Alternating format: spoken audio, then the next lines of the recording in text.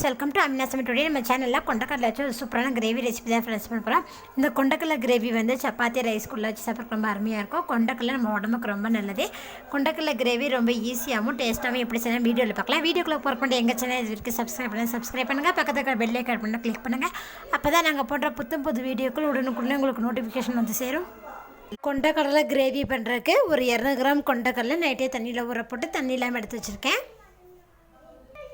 2 பெரிய வெங்காயம் பொடியாக கட் பண்ணி வச்சுருக்கேன். 2 தக்காளி அரைச்சி வச்சுருக்கேன். 2 டேபிள் ஸ்பூன் இஞ்சி பூண்டு பேஸ்ட், மல்லிப்பொடி 2 டேபிள் ஸ்பூன், மிளகாத்தூள் 2 table spoon, garam masala 1 table spoon, மஞ்சத்தூள் அரை டேபிள் ஸ்பூன், பச்சை மிளகா 3, கருவேப்பிலை கொஞ்சம், 1 டேபிள் ஸ்பூன் ஜீரகம், 3 டேபிள் ஸ்பூன் ஆயில், உப்பு தேவையான அளவு. குக்கர் காஞ்சிருச்சு. குக்கரில் 3 டேபிள் ஸ்பூன் எண்ணெய் விட்டுக்கலாம். எண்ணெய் பாருங்கள் காஞ்சிருச்சு. இப்போ இதில் நம்ம எடுத்து வச்சுக்கிற 1 டேபிள் ஸ்பூன் ஜீரகத்தை இதில் ஆட் பண்ணிக்கலாம். ஜீரகம் எண்ணெயில் நல்லா பொரிஞ்சிருச்சு பாருங்கள். அதோடவே எடுத்து வச்சுருக்கிற கருவேப்பிலை இதில் ஆட் பண்ணிக்கலாம்.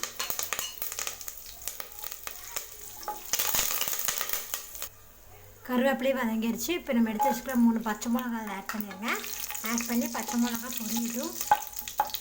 பச்சை மிளகா பாருங்கள் வதங்கிடுச்சு. இப்போ இதோட நம்ம கட் பண்ணி வச்சுருக்கிற பெரிய வெங்காயத்தை இதில் ஆட் பண்ணிக்கலாம்.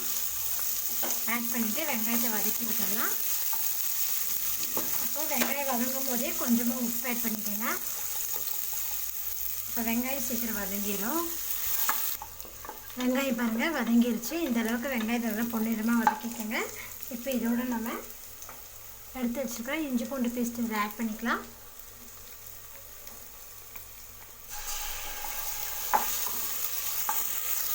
இஞ்சி பூண்டு பேஸ்ட்டோட பச்சை ஸ்மெல் போகிற அளவுக்கு வதக்கி விட்டுக்கோங்க.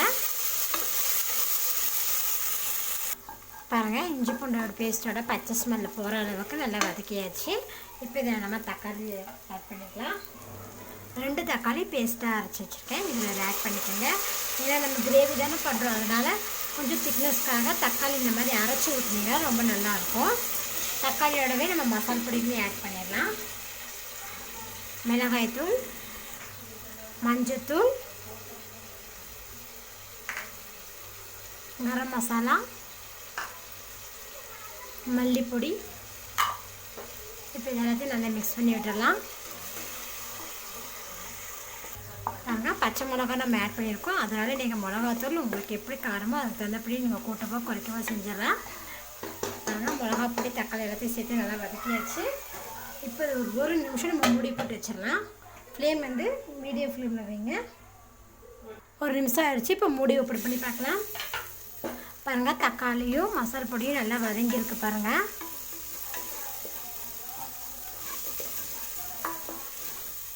இப்போ இதோட ஊற வச்சுருந்தா கொண்டக்கடலையை இதில் ஆட் பண்ணிடலாம்.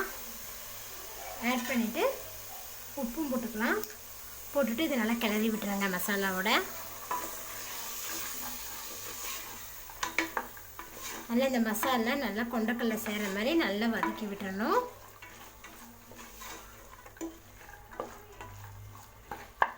பாருங்கள் மசாலாவோட நல்லா கொண்டக்கடலை மிக்ஸ் பண்ணி நல்லா 1 நிமிஷம் நல்லா வதக்கி விட்டாச்சு. இப்போது இதில் 1 கப்பு போல் தண்ணி ஆட் பண்ணிக்கலாம். அதிகம் வேண்டாம், ஏன்னா நம்ம குழம்பு வைக்கிற மாதிரி இருந்தால் நிறைய ஊற்றலாம். இது கிரேவி தானே வைக்கிறோம், அதனால் 1 கப் அளவுக்கு தண்ணி போதுமானது. இப்போ நல்லா மிக்ஸ் பண்ணி விட்டுருங்க. ஓரத்தில் இருக்கிறத நல்லா எடுத்து விட்டு மிக்ஸ் பண்ணி விடுங்க. பாருங்கள் நல்லா மிக்ஸ் பண்ணியாச்சு தண்ணி ஊற்றுனதுக்கப்புறம். இப்போது ஹை ஃப்ளேமில் வச்சுருங்க. வச்சு மூடி போட்டு 5 விசில் குக் பண்ணி எடுத்துக்கலாம். பாருங்கள் 5 விசில் ஆயிடுச்சு. மூடி ஆஃப் பண்ணிட்டேன். பாருங்கள் இப்போ நமக்கு நல்லா கிரேவி மாதிரி வந்திருக்கு பாருங்கள்.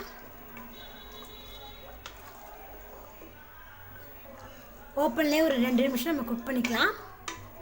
கடலை நல்லா வெந்துருச்சுங்க. 5 விசில் வேக வச்சிங்கன்னா சரியாக இருக்கும். பாருங்கள் 2 நிமிஷம் ஓப்பன்லேயே நல்லா குக் பண்ணியாச்சு. இப்போ இதில் நம்ம கொஞ்சமாக நறுக்கின கொத்தமல்லி தழைகளை ஆட் பண்ணிடலாம். ஆட் பண்ணிட்டு இதை நல்லா மிக்ஸ் பண்ணி விடுங்க. ஒரு டைமு மிக்ஸ் பண்ணி விட்டாச்சு. இப்போ நம்ம ஸ்டவ் ஆஃப் பண்ணிடலாம். பாருங்கள் ஃப்ரெண்ட்ஸ், சூப்பரான டேஸ்ட்டில் கொண்டக்கடலை கிரேவி ரெடி ஆகிடுச்சு. ரொம்ப சிம்பிளாக செஞ்சுட்டோம்.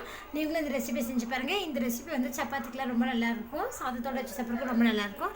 நீங்களும் இந்த ரெசிபி செஞ்சு பாருங்கள். செஞ்சு பார்த்துட்டு உங்கள் கமெண்ட் சொல்லுங்கள். இந்த வீடியோ பிடிச்சா லைக் பண்ணுங்கள், உங்கள் ஃப்ரெண்ட்ஸுக்கு ஷேர் பண்ணுங்கள். மறக்காம ஆமினா சமையலை சப்ஸ்கிரைப் பண்ணுங்கள். நன்றி.